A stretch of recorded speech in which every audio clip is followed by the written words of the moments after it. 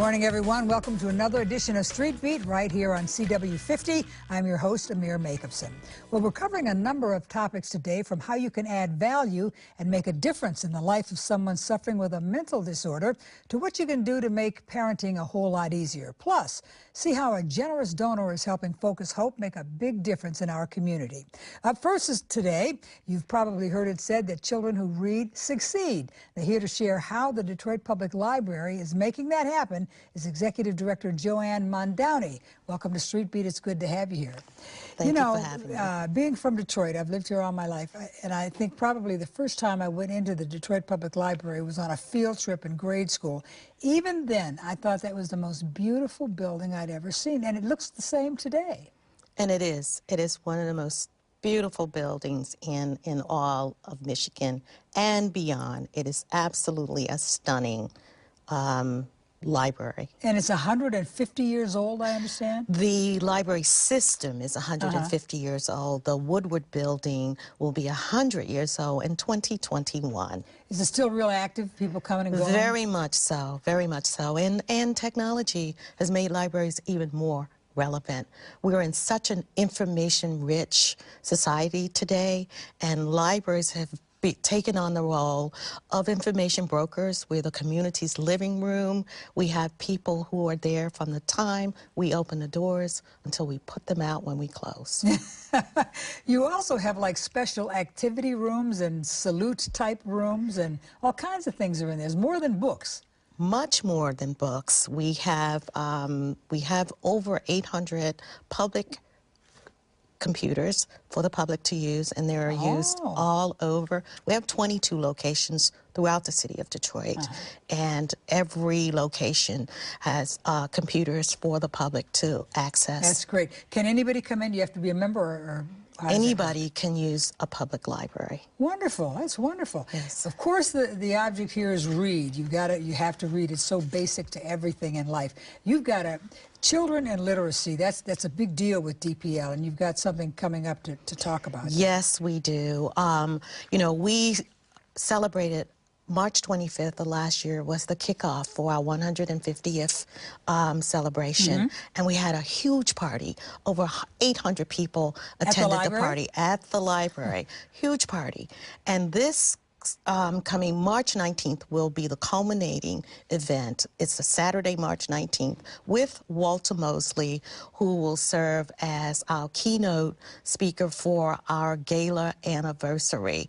It is a fundraiser for children. When we say children who read succeed, we've added something to that. We say children who can read will succeed. And so the library has always tried to do its part in promoting reading. And we say that learning to read is critical, but loving to read is awesome. And that is where the library wants to be able to help children who may have some challenges with just getting to learning to read. And so the initiative is about bringing reading specialists into the library to work with children, to back that up with tutors, and to get them to a point where they can read, and then they can participate in many of our activities that we've branded as Once Upon a Time and More. That's a wonderful idea, because illiteracy is a big, big problem, probably bigger than most people realize, I would think. Yes, it is, and according to the 2015 Kids Count data, which is done by the Annie Casey Foundation, in Detroit, well, in Michigan, about 66% of third graders are reading proficiently on level. In Detroit, it's about 33%. That's just unacceptable. Yes, it is, because if you're not reading on level by the 4th grade, you will struggle continuously. Yeah. It's kind of catch up all the way. Yes, it is. And you stay behind. And sometimes it's not catching up. Because you can't. Right. Yeah. Well, it's a huge problem here and everywhere. People have really got to get on the bandwagon. We've got about a minute left. Is there anything else you need to Make sure our listening viewers know. Well, we want you to know that for more information about our gala, you can go to our website, DetroitPublicLibrary.org. There is a link, and for more information, you can call 313-481-1306, and that we look forward to this wonderful event for this worthy cause. Okay, and we'll give that information again on March 19th. Saturday, March 19th, 6 p.m. At the gorgeous library. At the gorgeous main library on Woodward Avenue. Thank you, Joanne. Nice to talk to you. Thank you. If you'd like more information, as she said, you can visit the website. When we come back, you can learn how plant-based nutrition can improve your health when Street Beat returns. Don't go away.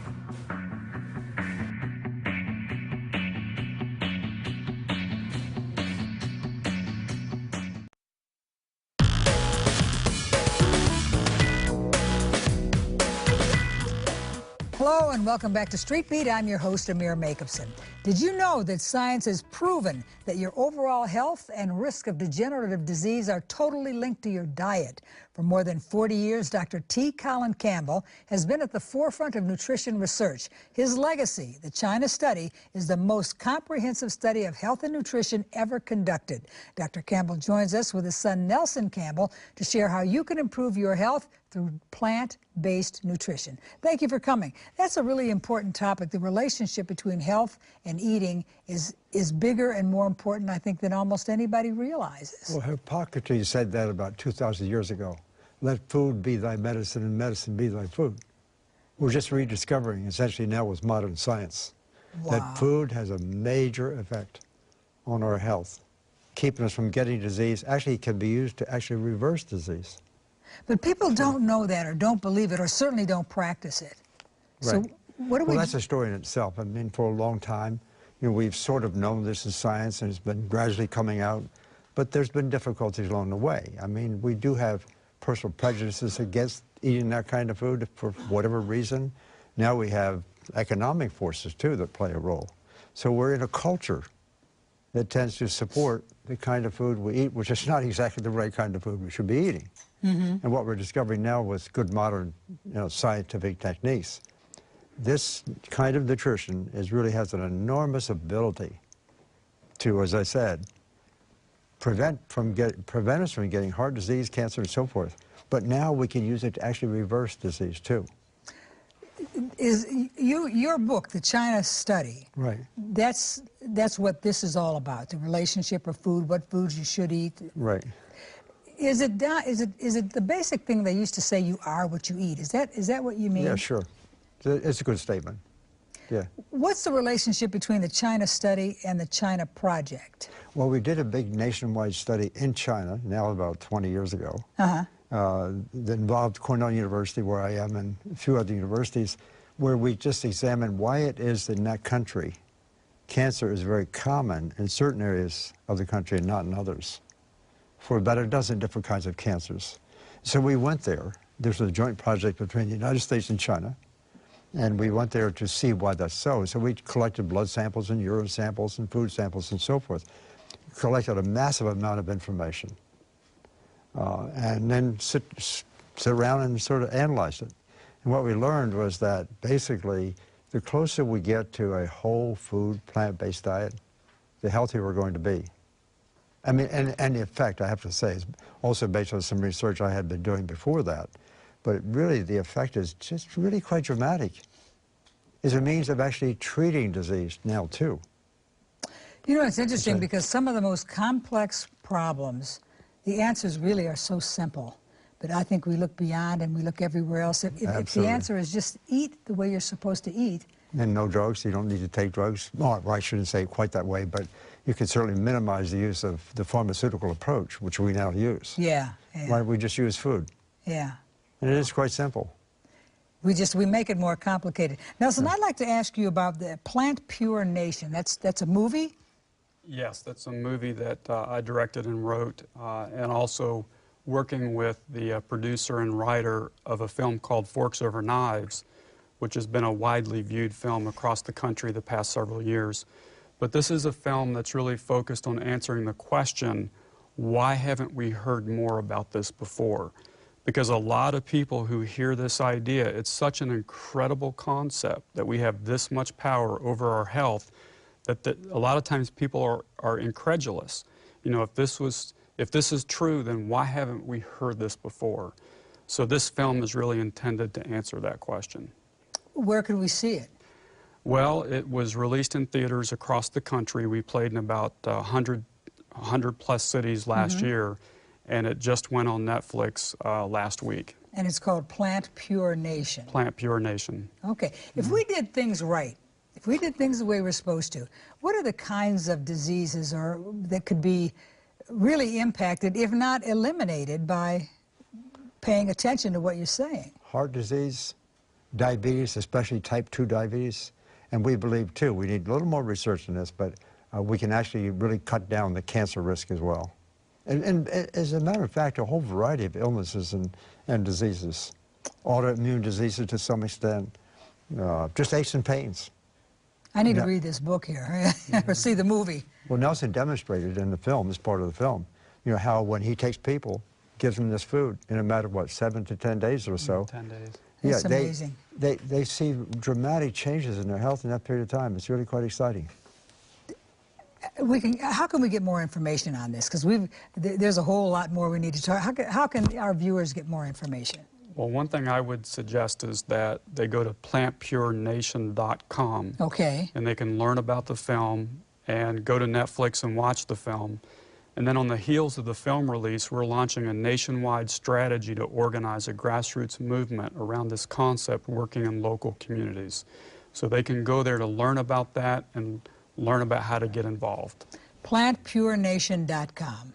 Thank you both very much. Vital information that we need to pay serious attention to. If you'd like more information, as he said, visit that website.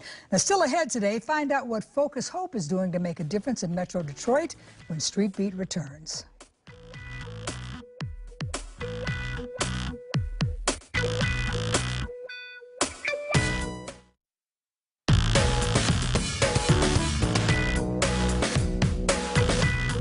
And thank you for staying with us. Focus Hope is a nationally recognized civil and human rights organization. It was founded in 1968 after the riots in the city of Detroit.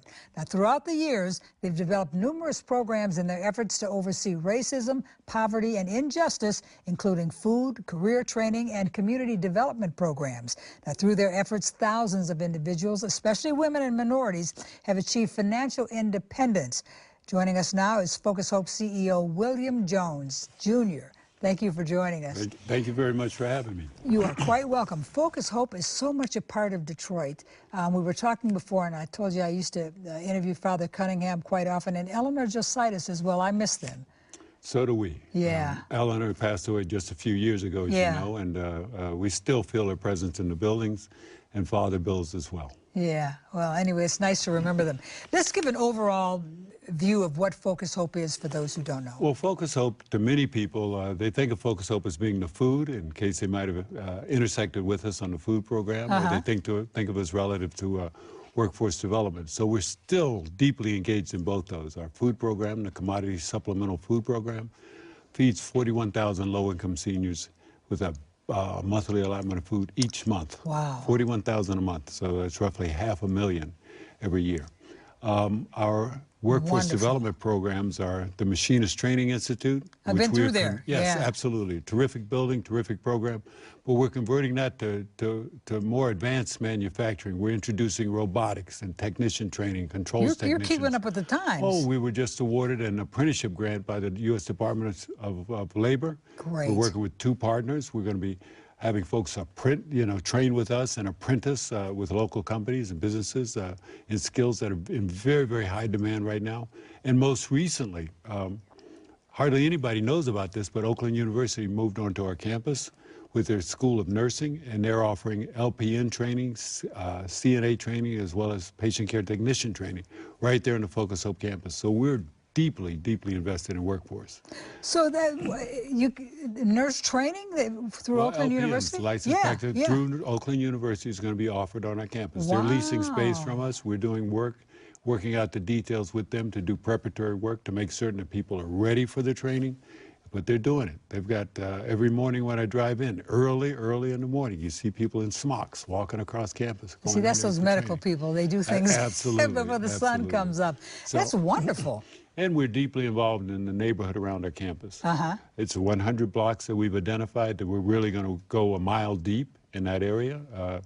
The working theory is that if we can have the collective impact of several nonprofits that work there, Detroit Public Libraries being one that works with us, NSO works with us in that regard, Accounting Aid Society, DTE provides services there as well, that we can have a material impact on that neighborhood.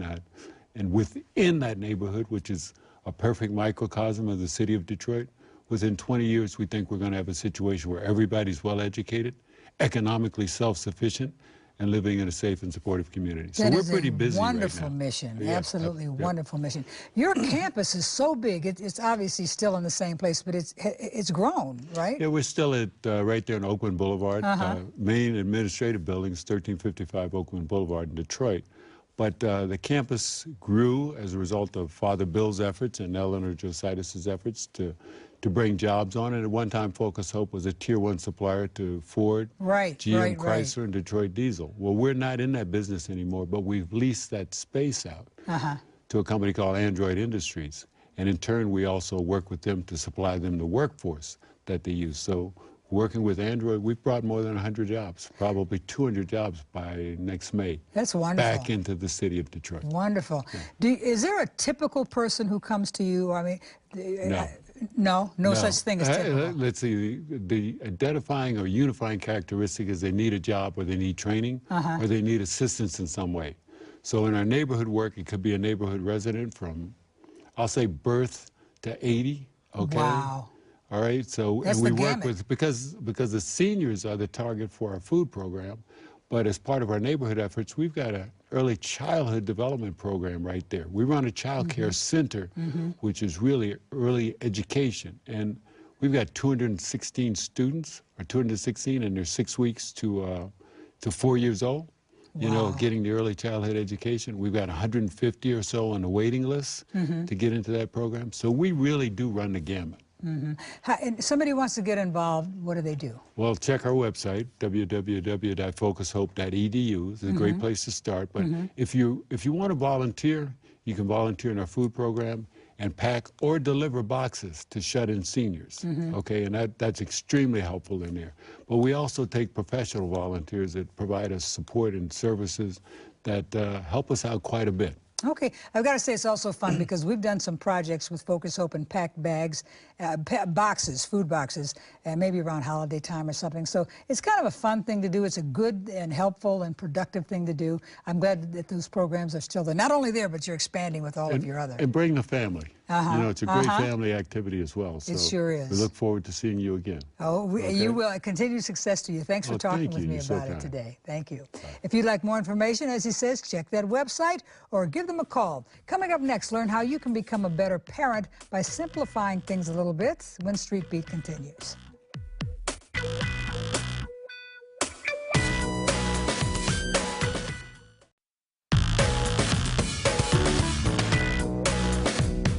Welcome back to Street Beat. I'm your host, Amir Makupson. The Detroit Waldorf School provides innovative teaching that is designed to cultivate a student's inherent curiosity and love for learning. Here to tell us a little bit about a special workshop that they're planning to help parents simplify their family life is the Director of Enrollment and Outreach at the Detroit Waldorf School, Charis Calendar Sumnick. I got it. Yes. It's good to have you here. Thanks. You know, I have driven by your school 1,000 times and never really knew too much about it. Give us an overview of Waldorf. Sure. So we are celebrating our 50th year in the city and in the historic Indian Village. And the unique thing about Detroit Waldorf School is we offer a holistic model of education. So we're not only interested in the academic health of the child, but the social and emotional health of the child and also the physical development. So that's kind of an interesting philosophy in this day and age where we're with this focus on social, emotional, and the physical development as well. We also infuse the arts into our academics. So all of our academics have this rich artistic component built into the Well, curriculum. you're interested in the whole child. Whole child, yes. You know, some of these, the creative things, the arts and the drama and the music that some people don't really think is that important when you consider other problems is extremely important, and people don't understand that. Yeah, it actually helps build all of these other capacities for children. So, you know, there's a lot of talk about how if you play a musical instrument that your math competency is really raised at that time too. So instead of cutting art programs, we need to put in more because it's actually helping children become more proficient. And my understanding is it helps with things like conflict resolution. Well, of course, you know, if you're singing together with your classmates, playing musical instruments, you know, that's a place where people can come together around something joyful. How can parents simplify their family lives? Because life is so fast-paced and complicated now, it's craziness. How can you simplify that? Yeah, well, you know, we're bringing the speaker, Kim John Payne, to our school in March, and he wrote a book called Simplicity Parenting, which is a New York Times bestseller for many years. And he talks a lot about parents being present with their children, so unplugging from the constant cell phones and, you know, just really being there with their children. And he also talks about decluttering the environment. So especially in a child's room, having so many toys and so many choices. You know, we live in a world where there's a million choices, you know, with us, and you can imagine how children must feel, you know, with being bombarded with all of these choices. So he talks a lot about just really simplifying the environment, which I think is important. You know, again, and we did a segment earlier, but again, sometimes these answers are so simple, and we complicate things so that it goes right by us. Yes. You know, it's just craziness. Education is just in such a shambles today. What do you think? Or do you have a kind of prediction? Or so many people are really trying to pick it up and run with it and make some changes that I think and hope would be successful. Where are you on that scale? Well, in the climate of high-stake testing, you know, this is why we're bringing the speaker in, because the stress levels of children these days are really elevated. And so there's a lot of physicians that talk about cortisol levels in children, and we really want to bring those down so that, you know, this really impedes their learning if they're anxious about taking a test, or there's too much going on, or the children are overscheduled, you know, just after school they have all of these activities that they have to do. And so this speaker, and even what we promoted our school, is just really, you know, taking a step back and simplifying that, you know. It's so important. And if the parent can just spend a few minutes, read a book, spend the time, enjoy the companionship, it would make such a difference. Is there a typical child who goes to Waldorf? We have all children. You have everybody. Yeah, that go to Waldorf. Some parents say, well, you know, my child's not creative. This is so art, you know, based. Well, we believe every child is creative, and that, you know, and that's the truth in many ways. Yes, yes. Can anybody come to your event that's coming up? Yeah, actually, we received a grant to bring Kim John Payne to Detroit Waldorf School. So the event is free and open to the public. And on Friday, March 11th, he will be lecturing on his book, Simplicity Parenting. And then the next day, on Saturday, March 12th, he will present workshops on how to make a doable plan on how to simplify your family's life. And of course, we can take a look at your website and find out how to get this book and hopefully simplify our lives and simplify the lives of our children. That would be very terrific for I think it helps the adults as well, you know.